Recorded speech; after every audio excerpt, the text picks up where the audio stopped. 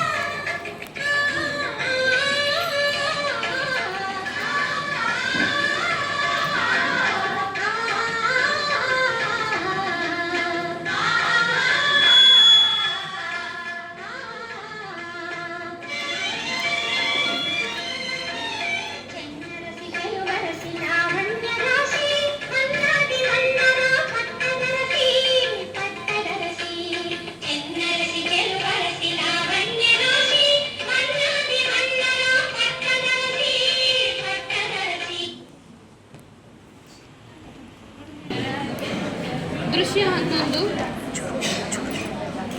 ತಿರುಮಲಾದೇವಿ ಮತ್ತು ಅವರ ಸೇವಕಿಯರ ಸಂಭಾಷಣೆ.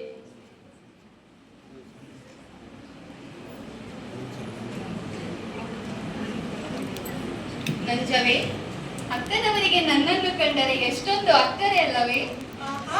ಬೆಳ್ಳಿಗಿರುವುದೆಲ್ಲ ಹಾಲಲ್ಲ. ಅಂದರೆ ಈ ರಾಜ್ಯದ ಪಟ್ಟದರ್ಶಿ ನೀವು ಇಲ್ಲ ಅವರು?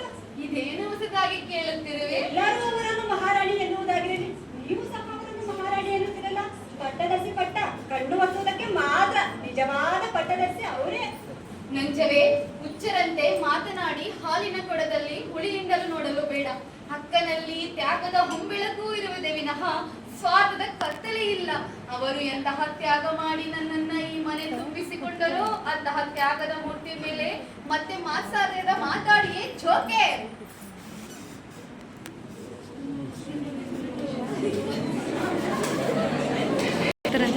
ದೃಶ್ಯ 12 ಸಭೆಯ ಸನ್ನಿವೇಶ.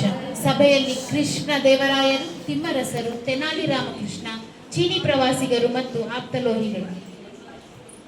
ಮಹಾಪ್ರಭು, ಚೀನಾ ದೇಶದಿಂದ ಚಿನ್ನಿಗುಸಿನೆಂಬ ಪ್ರವಾಸಿಗರು ತಮ್ಮ ದರ್ಶನಾಕಾಂಕ್ಷಿಗಳಾಗಿ ಬಂದಿರುವರು. ಬನ್ನಿ ಮಿತ್ರರೇ, ಬನ್ನಿ.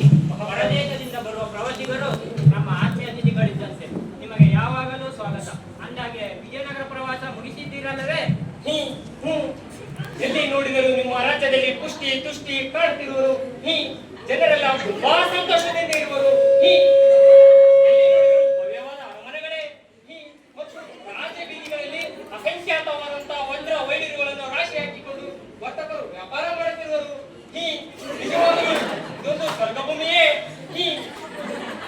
ನಮ್ಮ ರಾಜ್ಯದ ಬಗ್ಗೆ ನಿಮಗಿರುವ ಸದಭಿಪ್ರಾಯಕ್ಕೆ ನಾವು ಆಭಾರಿಗಳಾಗಿದ್ದೇವೆ. ನಿಮ್ಮ ವರ್ಣನೆಯನ್ನು ಕೇಳಿ ದುರುದ್ದೇಶದಿಂದ ಕೂಡಿ ಇಲ್ಲಿಯ ಐಶ್ವರ್ಯವನ್ನು ದೋಚುವ ದುರುದ್ದೇಶದಿಂದ ನಿಮ್ಮವರು ಹಿಮಾಲಯ ಪರ್ವತವನ್ನು ದಾಟಿ ಇತ್ತ ಬರಕೂಡದು. ಒಂದು ವೇಳೆ ಬಂದರೆ ನಾವು ನಾಲ್ವರಿಗೆ ತಕ್ಕ ಶಾಸ್ತಿ ಮಾಡಬೇಕಾಗುವುದು. ಈ ಮಾತುಗಳನ್ನು ನಾವು ಸದ್ಭಾವದಿಂದ ಹೇಳುತ್ತಿರುವೆ, ಪರಂತು ನಿಮ್ಮವರ ಭೀತಿಯಿಂದಂತದ್ದು. ಇದನ್ನು ನಿಮ್ಮವರಿಗೆ ತಿಳಿಸಿಬಿಡಿ. ಮಹಾಮಂತ್ರಿಗಳೇ, ಪ್ರಭು, ಇವರಿಗೆ ವಿಜಯನಗರ ಪ್ರವಾಸದಲ್ಲಿ ಯಾವುದೇ ಕುಂದುಕೊರತೆಗಳಾಗದಂತೆ ನೋಡಿಕೊಳ್ಳಿ. ಮಹಾದಾಸ್ನೆ, ಇವರು ಸ್ವದೇಶಕ್ಕೆ ತೆರಳುವಾಗ ನಮ್ಮ ಅಭಿಮಾನದ ದ್ಯೋತಕವಾಗಿ ಇವರಿಗೆ ಕಲಾಪೂರ್ಣವಾದ ಉಡುಗೊರೆಯನ್ನು ಕಳಿಸಿಕೊಡಿ. ಮಹಾರಾಜ್ಞೆ. ಪ್ರಭು, ಪೋರ್ಚುಗೀಸ್ ರಾಯಭಾರಿಗಳಾದ ಆರ್ಥರ್ ಲೂಯಿ ಎಂಬುವರು ತಮ್ಮ ದರ್ಶನಾರ್ಥವಾಗಿ ನಿಂತಿರುವರು. ಅವರಿಗೆ ಜಯವಾಗಲಿ. ಆರ್ಥರ್ ಲೂಯಿಗಳು ಅಪರೂಪ ದರ್ಶನ. ಇಷ್ಟು ದಿನಗಳ ಮೇಲಾದರೂ ನಮ್ಮನೆಗೆ ಕಾಯ್ತಲ್ಲವೇ? ನಿಮ್ಮ ಮಾತುಗಳು ನನಗೆ ಅರ್ಥವಾಗಲಿಲ್ಲ. ಅರ್ಥವಾಗಲಿಲ್ಲ?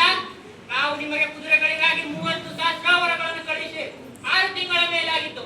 ಕೇವಲ 3 ತಿಂಗಳಲ್ಲಿ ಒಲಿಸ್ತೇವೆ ಎಂದು ಹೇಳಿದ್ದೀರಿ. ಅರಬಿಯಿಂದ ಬರುವ ಕುದುರೆಗಳು ತಡವಾಗಿದೆ. ಅರಬಿಯಿಂದ ಬರುವ ಕುದುರೆಗಳು ತಡವಾಗಿದೆಯೋ ಅಥವಾ ನಮಗಾಗಿ ಬಂದ ಕುದುರೆಗಳನ್ನು ನಮ್ಮ ಶತ್ರುಗಳಾದ ಬಿಜಾಪುರ ಸುಲ್ತಾನರಿಗೆ ಒಲಿಸಿದ ತಡವ? ಸಾಧ್ಯವಾಗಿದೆಯೋ? ಹಾಗೇನಿಲ್ಲ ಕಾವಂತರೆ. ದೋರಿಗಳೇ, ನೀವು ಅವರಿಗೆ ಎಷ್ಟು ಕುದುರೆಗಳನ್ನು ಒದಗಿಸಿದ್ದೀರಿ? ನಿಮ್ಮ ಒಪ್ಪಂದದ ಕರಾರುಗಳೇನು? ಎಲ್ಲವನ್ನು ನಾವು ಅರಿತಿದ್ದೇವೆ. ಕಾವಂತರೆ, ಕ್ಷಮಿಸಬೇಕು. ಆ ವಿಷಯ ಬೇರೆ.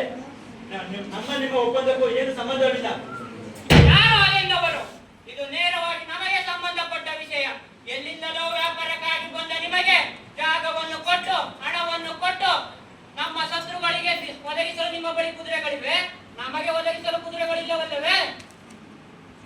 ಪ್ರಭು, ನನ್ನದೊಂದು ಭಿನ್ನಹ. ಇವರನ್ನು ಬಂಧನದಲ್ಲಿಗಳನ್ನ ಕೊಟ್ಟ ನಂತರವೇ ಇವರನ್ನು ಬಿಡುಗಡೆ ಮಾಡಬಹುದೆಂದು ನನ್ನ ಅಭಿಪ್ರಾಯ. ಭಯಪಡುತ್ತಿರುವ ಲೂಯಿಗಳೇ, ಹೆದರದಿರಿ. ಲೂಯಿಗಳನ್ನು ಬಂಧಿಸುವುದು ನಮ್ಮ ವಿಜಯನಗರದ ಇತಿಹಾಸದಲ್ಲೇ ಇಲ್ಲ. ನೀವು ನಿರ್ಭಯದಿಂದ ಹೊರಡಬಹುದು. ಆದರೆ ನಮ್ಮ ಸ್ನೇಹಕ್ಕೆ ದ್ರೋಹ ಬಗೆದವರನ್ನು ನಾವೆಂದಿಗೂ ಕ್ಷಮಿಸುವುದಿಲ್ಲ. ನೀವು ನಮಗೆ ಕೊಡಬೇಕಾದಷ್ಟು ಕುದುರೆಗಳನ್ನು, ಫಿರಂಗಿಗಳನ್ನು, ಬಂದೂಕುಗಳನ್ನು ಕೊಟ್ಟೇ ಪೂರೈಸಬೇಕು. ಅಷ್ಟೇ ಅಲ್ಲ, ನೀವು ನಮ್ಮ ಶತ್ರುಗಳೊಳಗಿನ ವ್ಯವಹಾರವನ್ನು ಈಗಲೇ ನಿಲ್ಲಿಸಬೇಕು. ಇಲ್ಲವಾದಲ್ಲಿ ಪೋರ್ಚುಗೀಸರನ್ನು ಧೂಳಿಪಟ ವೆಪ್ಪಿಸಬೇಕಾಗುವುದು. ಆಗಲಿ ಕಾವಂತರೆ,